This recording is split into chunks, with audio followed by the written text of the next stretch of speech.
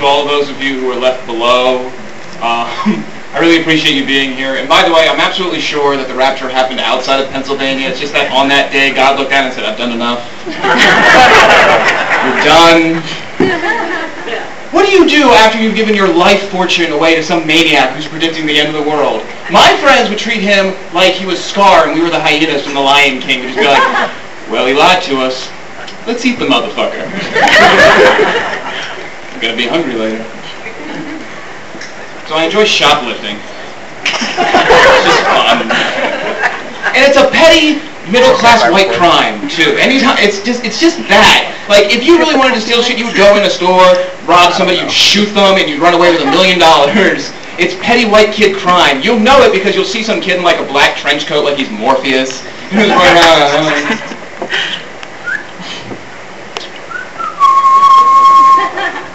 Because they whistle. Here's what I do when I shoplift, though. I always take all the stuff that I really want, and I put it in my big pockets, and then I take something with an alarm on it, and I make sure that somebody's walking through the door. I throw that alarm towards the door. They get stopped. I walk out with my shit. I hope that becomes like the Zack Hammond method, but it's never attributed to me. And I worked in retail for a long time, so I know how easy it is to steal from there. And retail sucks. Has anybody ever had to work a register or work in a store? It's horrible. It sucks. It sucks more dick than Britney Spears times Paris Hilton divided by the Kardashian sisters Snooki squared. Which I'm pretty sure equals Justin Bieber. Which is my clever way of saying fuck Sarah Palin.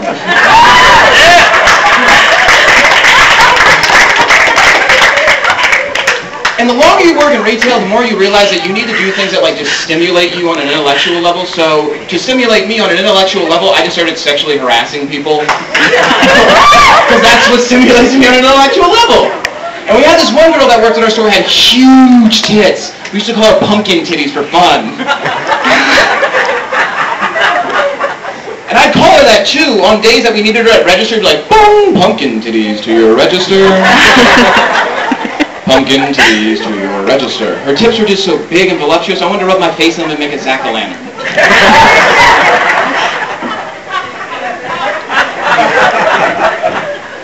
I remember working too, that my bosses would come up to me and tell me how to deal with a robbery, like, we need to inform you on how to deal with robberies because they happen in this year. I'm like, you don't need to tell me that. I know how to deal with a robbery. The guy's going to come in, he's going to wave the gun in my face, say, empty out the cash register. And in my head, I'm going to be thinking, take the gun, shoot him, be a hero.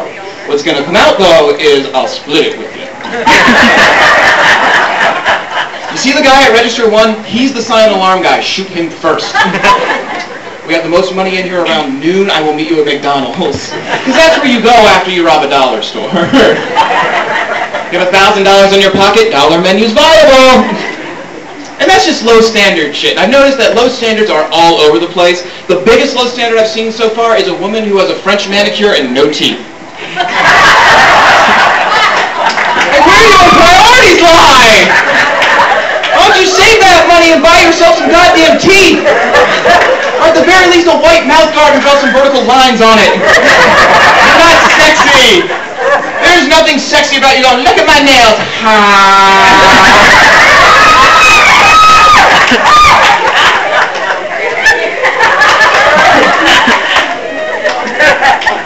My girlfriend loves it when I make fun of other people's faults, but not hers, so here we go.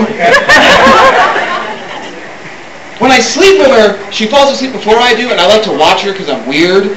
And, like, when she sleeps, she looks like she's dead. She just sleeps like that. And I always check on her just to make sure she's alive. I'm like, honey, you awake? And she just goes, okay. That's what you do. And at first I thought it was just something wrong with her. Now I just realize it's just something she does. So now I've made a list. It's just like, honey, you alright? That's 7 for the week. At least you're consistent. And I want to be totally honest about my girlfriend. She is a terrible, horrible, awful person. She's an asshole, and I love her, and what does that say about me? Here's what I knew my girlfriend was an asshole. This weekend, her parents invited us up, or last weekend, whatever the hell it was, they invited us up for Memorial Day. They invited her entire family up. We get home around 12:30. Everybody upstairs is asleep. Everybody downstairs is asleep. She decides, I'm tired. I'm going to blow up the air mattress. Now, I don't know if any of you have ever had to blow up an air mattress, but they give you this little vacuum to blow it up with. And here's what the vacuum does. It goes, ah! 5 minutes! It makes that sound for 5 fucking minutes! It's like raccoons fucking. I don't know what it is. And they don't warn you about that! On the infomercial, they don't tell you for 5 minutes it'll make the sound of raccoons fucking, waking everybody up in your house and giving your parents another reason not to invite you home for the weekend. And a couple weeks ago, I went to the hospital because I thought I was dying, and it turned out I was just having a panic attack. That makes me a bitch.